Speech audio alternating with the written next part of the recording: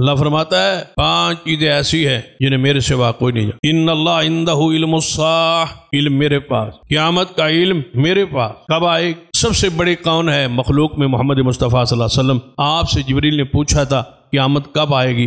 فرمایا سائل سے زیادہ مسئول نہیں جانتا۔ فرمایا کچھ علامات بیان کر دیں۔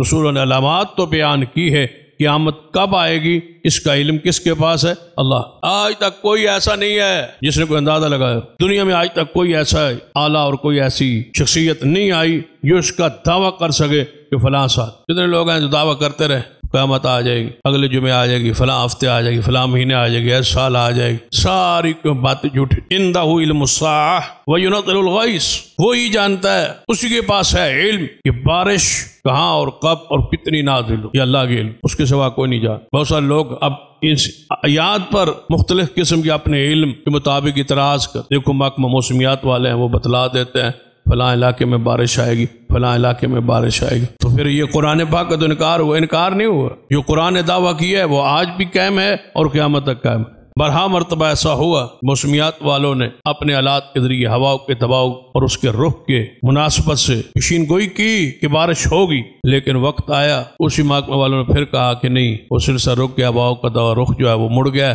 بارش نہیں ہوگی۔ امکان ظاہر کیا لیکن پھر آگے بچارے انہوں نے کہا بارش ہوگی، کتنی ہوگی، کس علاقے میں اور کس ضلع میں اور کس شہر میں کتنی ہوگی؟ ہو سکتا ہے کہ ایک ہی ضلع میں شہر کے ایک طرف زیادہ ہو دوسری طرف کم۔ کتنے قطرے آسمان سے بارش کی صورت میں گریں گے بتاؤ، کون جانتا ہے؟ اللہ۔ وہ تو پانی کی اس مقدار کو، وزن کو بھی جانتا ہے، وہ تو قطروں کی تعداد کو بھی جانتا ہے، یہاں کتنے گرے ہیں وہاں کتنے گرے، کتنی بارش شہر میں ہوئی ہے کتنی دیہاتوں میں ہوئی، ایک جگہ پہ کم ہے دوسری جگہ پہ زیادہ ہے، ایک کلومیٹر میں نہیں، کئی فٹوں پر فرق ہے۔ جمیع علم بارش کے حوالے سے وہ ينزل الغیث، رب کے سوا نہ آج تک کسی نے دعویٰ کیا ہے اور نہ ہی کوئی قیامت تک کر سکتا ہے۔ حقیقت حال رب جانتا۔ وَيَعْلَمُ مَا فِي الْأَرْحَامِ، لگتا ہے ماں کے رحم میں جو کچھ ہے وہ میں جانتا ہوں، کیونکہ پرانے وقت تھا، پرانا زمانہ تھا، علماء تھے، اور اس وقت یہ چیزیں آسانی سے لوگوں کو سمجھانے کے لیے علماء کہہ دیتے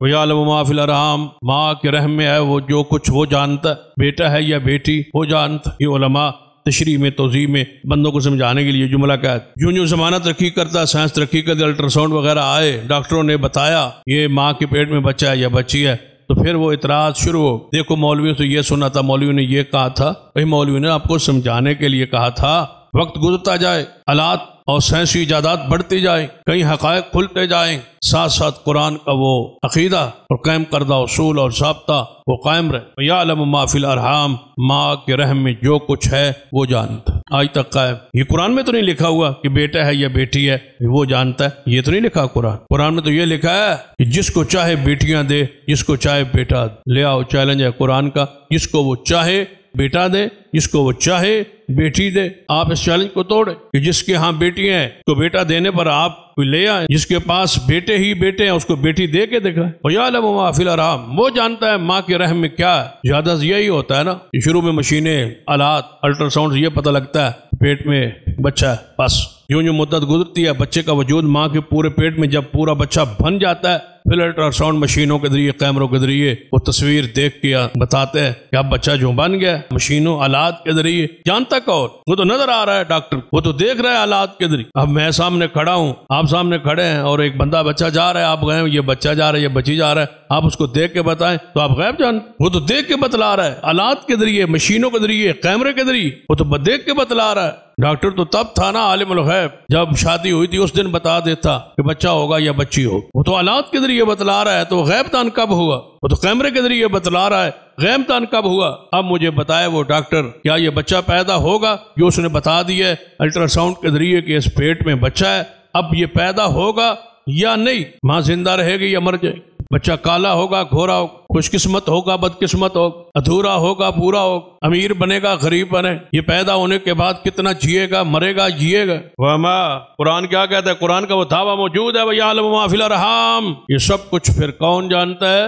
اللہ کا دعویٰ قائم ہے، قرآن کا وہ دعویٰ قائم ہے، کوئی نہیں جانتا بڑا کمال کیا الٹرا ساؤنڈ کے ذریعے دیکھ کے قرآن کی نفی ہو گئی، صرف اتنا بتایا کہ بچہ ہے یا بچی ہے، اور وہ بھی دیکھ کے کیمرے کے ذریعے فوٹو کے ذریعے بتا دی۔ قرآن کا انکار کب ہوا؟ وما تدری نفس ماذا تکسب غدا، لائیں ساری ایجادات۔ قرآن کیا کہہ رہا ہے؟ کوئی نہیں جانتا کوئی بندہ کل کیا کمائے گا، کل مزدوری ملے گی نہیں ملے، کل میں کما سکوں گا یا نہیں کما سکوں۔ رات کو ارادہ کچھ کر کے سوتا ہے، سویرے بندہ فون کرتا ہے کہ میں بیمار ہوں جی میں نہیں آ سکتا، سویرے ارادہ بدل جاتا۔ معروف ہے نا سیدنا علی رضی اللہ عنہ کے بارے میں کہ انہوں کو کہا گیا کہ آپ نے اللہ کو کیسے پہچانا؟ فرما دلوں کے ارادے کے ٹوٹنے سے میں نے اس کو پہچانا، سوچ کے کچھ سوتا ہوں، سویرے اٹھتا ہوں تو ارادہ بدلا ہوتا ہے، تو پھر فیصلہ ہوتا ہے کہ کوئی ہے جو رات دل پہ کنٹرول رکھتا، سوچتا کچھ ہوں سویرے ہوتا کچھ۔ فما تدری نفس ماذا تکسب غدا، کل کوئی کیا کمائے گا کوئی نہیں جانتا، اللہ کا یہ دعویٰ ہے۔ وما تدری نفس بأی ارض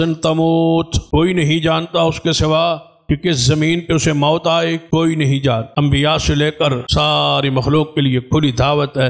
رب کہتا ہے کوئی نہیں جانتا کہ کسی کو موت کہاں آئے۔ آپ اپنے ذرا گھروں میں دیکھیں، کسی کی ماں فوت ہوئی، کسی کے باپ فوت ہوئی، کس ہسپتال میں فوت ہوئی، کہاں فوت ہوئی، کس شہر میں فوت ہوئی۔ کبھی آپ نے زندگی میں سوچا تھا کہ ایسا ہوگا؟ فلاں کمرے میں فلاں بیڈ پہ میرا باپ یا میری ماں یا میرا بھائی فوت ہوگا، فلاں شہر میں ہوگا، کہاں ہوگا کوئی پتہ نہیں۔ دوسروں کو پتہ ہونے کی کیا، اپنے بارے میں سوچ لے، تم کہاں مرو گے، ہم کہاں مرے، کس روڈ پہ، کس گھر میں، کس اسپتال میں، کس عمر میں۔ قرآن کا دعویٰ ہے وما تدری نفس بأی ارض تموت، کوئی نہیں جانتا کس زمین پہ اسے موت آئے۔ ان اللہ علیم خبیر، اللہ ہی ہے جاننے والا اور خبر رکھ۔ اللہ جانتا ہے ہر مؤنث نے کیا اٹھایا ہوا ہے، ہر مؤنث کیا اٹھایا ہوا ہے، اس کے پیٹ میں کیا ہے، اس کی حقیقت اللہ کہتا ہے میں جان۔ وما تغیض الارحام وما تزداد، میں جانتا ہوں اس کے پیٹ کے حالات کو، واقعات کو، یہ بڑھے گا یا کم ہوگا،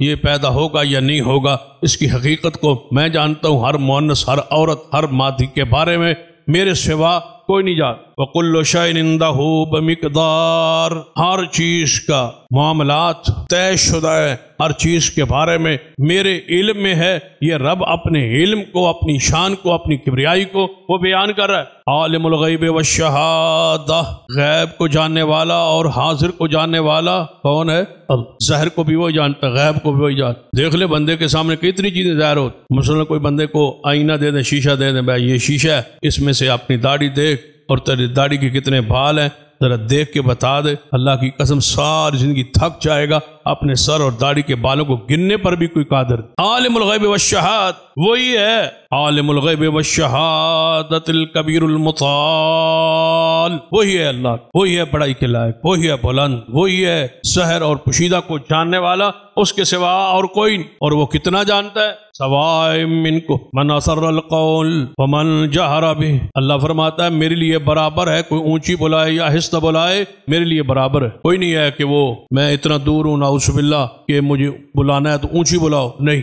یہاں تو پیر فقیر بزرگ سارے کہتے ہیں بس سگنل پرابلم ہے، سمجھ ہی نہیں آ رہی، فون پہ سمجھ نہیں آ رہی، یار اونچی بول، سمجھ نہیں آ رہی۔ اللہ کہتا ہے میرے لیے برابر ہے، اونچی بولو آہستہ بولو برابر ہے، نہ بولو کیا بولو گے، کیا سوچو گے، میں تو تمہارے دل کے خیالات کو بھی جانتا۔ فرمایا رات ہو یا دن ہو، اندھیرا ہو یا سویرا ہو، اونچی بولو یا آہستہ بولو، میرے لیے سب کچھ برابر ہے، میرے لیے کوئی مشکل نہیں۔ جتنا کچھ روزانہ زمین میں جاتا ہے، جتنا زمین سے نکلتا ہے، جتنا آسمان پہ چڑھتا ہے، جتنا کوئی آسمان سے روزانہ نیچے آتا ہے، فرشتے کتنے آتے ہیں، برکات کتنی آتی ہے، جو کوئی بارش کتنی آتی ہے، جو کوئی آسمانوں سے آتا ہے، جو کوئی آسمانوں پہ چڑھتا ہے، جو کوئی زمین کے اندر ہے، جو کوئی زمین روزانہ باہر نکالتی ہے، ہر چیز کو میں جان۔ اللہ کی ذات، یہ اللہ کی شان ہے، یہ اللہ کی عزت ہے، اس کی عظمت ہے، اس کی بریائی ہے، اس کی بڑائی۔ اس صفت کو، اس شان کو مخلوق میں تقسیم کرنا، یہی شرک، یہ کہنا شرک شراکت کو کہتے، حصہ داری کو کہتے۔ یہ شان اللہ کی ہے تو یہ رسول اللہ کی بھی ہے، اور یہی شان فلاں ہستی کی ہے، فلاں شخصیت کی ہے، اور وہ بھی جانتے ہیں، وہ بھی سنتے ہیں، وہ بھی دیکھتے ہیں، وہ بھی قادر ہے۔ یہی شرک کوئی ہے ایسی ہستی و شخصیت رسول اللہ سے لے کر انبیاء سے لے کر صحابہ کرام، تابعین اعظام، محدثین کرام، اولیاء کرام، ساری کی شان عزت عظمت کو پڑھو درجہ بدرجہ۔ جو اللہ نے شان بخشی ہے وہ حق ہے، لیکن جو شان اللہ کی ہے اللہ کے بندوں وہ اللہ کے لیے خاص رہنے دو۔ عالم الغیب ہونا یہ شان اللہ کی، ہر جگہ دیکھنا سننا یہ شان اللہ کی، ہر چیز پہ قادر ہونا اور عطا کرنا یہ شان اللہ کی ہے، مخلوق کی نہیں۔